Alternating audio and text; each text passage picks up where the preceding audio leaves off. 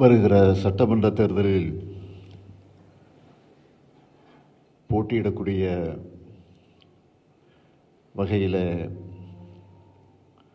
ஒரு மாபெரும் கூட்டணி அமைத்து அந்த கூட்டணி கட்சியில் இடம்பெற்றிருக்கக்கூடிய தலைவர்களை எல்லாம் இங்கு அழைத்து ஒரு சிறிய அளவில் ஒரு கலந்துரையாடல் கூட்டம் போல இது ஏற்பாடு செய்யப்பட்டிருக்கிறது. அப்படி ஏற்பாடு செய்யப்பட்டிருக்கக்கூடிய இந்த கூட்டத்தில் கலந்து கொண்டிருக்கக்கூடிய உங்களை எல்லாம் திராவிட முன்னேற்றக் கழகத்தின் சார்பில் கூட்டணி கட்சியுடைய தலைவர் என்ற முறையில் உங்கள் அத்தனை பேரையும் நான் வருக வருக வருக என்று வரவேற்க கடமைப்பட்டிருக்கிறேன். நடைபெற இருக்கக்கூடிய இந்த தேர்தலை ஒட்டி நாம் அமைத்திருக்கக்கூடிய இந்த கூட்டணி புதிதாக அமைக்கப்பட்ட கூட்டணி அல்ல.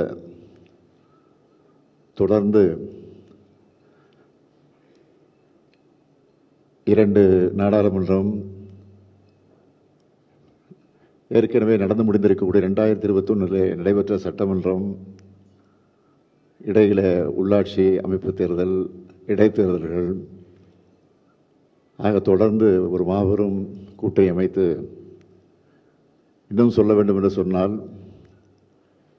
இதுவரையில் தமிழ்நாட்டில் மட்டுமல்ல இந்திய அளவிலே கூட இல்லாத வகையில் இவ்வளவு ஆண்டு காலம் தொடர்ந்து இருக்கக்கூடிய ஒரு கூட்டணியாக நம்முடைய மதச்சார்பற்ற கூட்டணி தொடர்ந்து அமைந்திருக்கிறது என்பது உள்ளபடியே பாராட்டுக்குரிய ஒன்று, மகிழ்ச்சிக்குரிய ஒன்று. ஆக அப்படிப்பட்ட அந்த கூட்டணியை, மதச்சார்பற்ற இந்த கூட்டணியை 2026ஆம் ஆண்டு, இந்த ஆண்டு சட்டமன்ற தேர்தல்களும் இது தொடர்கிறது. அப்படி தொடரக்கூடிய இந்த தேர்தலில் நாம் எப்படி களம் காண இருக்கிறோம், குறிப்பாக ஒவ்வொரு கட்சிக்கும் எவ்வளவு இடங்களை, எண்ணிக்கையில் எவ்வளவு இடங்களை வழங்குவது என்று கலந்து பேசி, அதைத் தொடர்ந்து எந்தெந்த தொகுதி என்பதையும்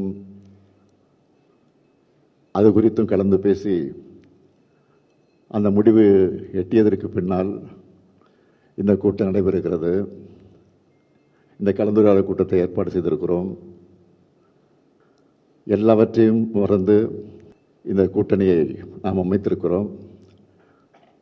ஏற்கனவே இருந்த கூட்டணியை விட இப்பொழுது இன்னும் சில கட்சிகள் சேர்ந்திருக்கிறது போது உங்களுக்கு தெரியும். இந்த கூட்டணி வெற்றிகரமாக அமைத்திருக்கிறோம்.